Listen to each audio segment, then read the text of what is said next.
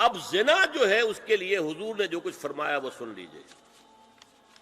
عن ابن عباس قال ما رأيت شيئا اشبه باللمم مما قال ابو ہریرہ عن النبی صلی اللہ علیہ وسلم. حضور کی حدیث ہے ان اللہ كتب على ابن آدم حظه من الزنا ادرک ذلک لا محال. اللہ تعالیٰ نے ہر انسان کا زنا میں ایک حصہ لکھ دیا ہے جو اس کو پہنچ کر رہے گا. فزنا العین النظر، آنکھوں کا زنا ہے نامحرم عورت کو دیکھنا، یہ بھی زنا ہے. اگر زنا کو روکنا ہے تو یہاں پر بھی قدغن لگے گی.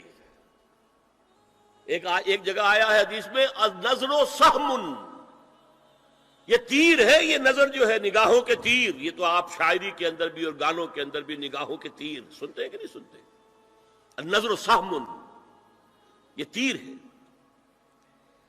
وزن اللسان النطق یا منطق، زبان کا زنا ہے کسی عورت سے گفتگو کر کے چٹخارے لینا. عورت کی آواز میں بھی ایک لوچ ہے، حسن ہے. اللہ تعالیٰ نے اسے سراپا ایسا بنایا ہے کہ مرد کے لیے اس کی ہر شے کے اندر اٹریکشن ہے، اس کی آواز میں اٹریکشن ہے. والنفس تمنا و تشتہی، اور باقی رہ گیا نفس، وہ تمنا کرتا ہے کہ اب میں اس سے آگے بھی بڑھوں اور زنا بھی کر لوں. والفرج یصدق ذلک کلہ اور یکذب، لیکن یہ ہو بھی سکتا ہے نہیں بھی ہوتا، لیکن یہ زنا تو کر چکا نا.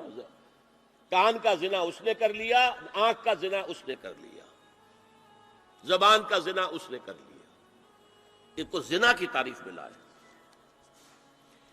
ایک اور روایت ہے جو مسلم میں ہے، عن ابی ہریرہ کتب علی ابن آدم نصیبہ من الزنا مدرک ذلک لا محالہ فالعینان زناہما النظر والاذنان زناہما الاستماع واللسان زناہما الکلام والید زناہا البطش والرجز زناہا الخطأ والقلب یہوی وتمنا.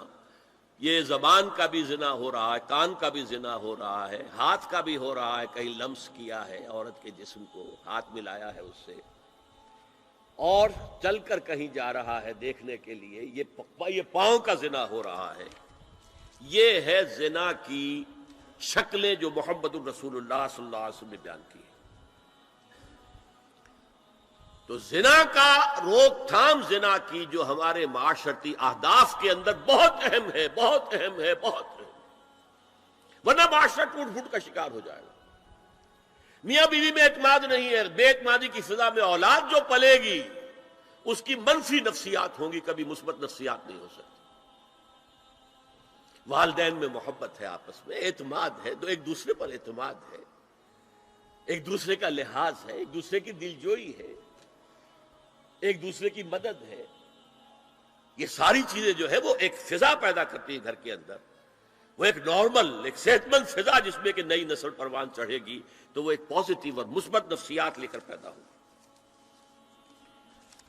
اچھا، اور دیکھیے اس میں کیا کیا کچھ حضور کی طرف سے آئے ہیں. حضرت جابر ابن عبداللہ فرماتے ہیں من کان یؤمن باللہ والیوم الآخر فلا یخلون بامرأۃ لیس معها ذو محرم فإن ثالثہما الشیطان. رواہ احمد.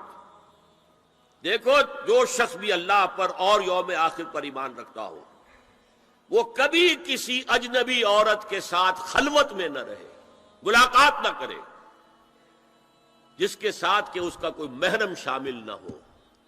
کوئی عورت آئی ہے آپ سے مسئلہ پوچھنے کے لیے، اس کا باپ، اس کا بیٹا، اس کا بھائی، اس کا شوہر ساتھ ہونا چاہیے، اکیلے نہیں. اس لیے کہ ثالثہما الشیطان. جہاں یہ ایک مرد اور ایک عورت جو ایک دوسرے کے لیے نامحرم ہے، جب ملیں گے تیسرا وہاں شیطان موجود ہوگا.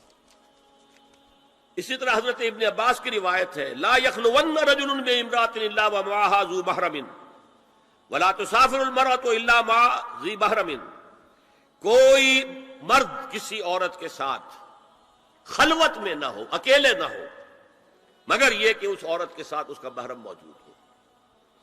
اور کوئی عورت سفر نہ کرے جب تک کہ اس کے ساتھ محرم موجود ہو.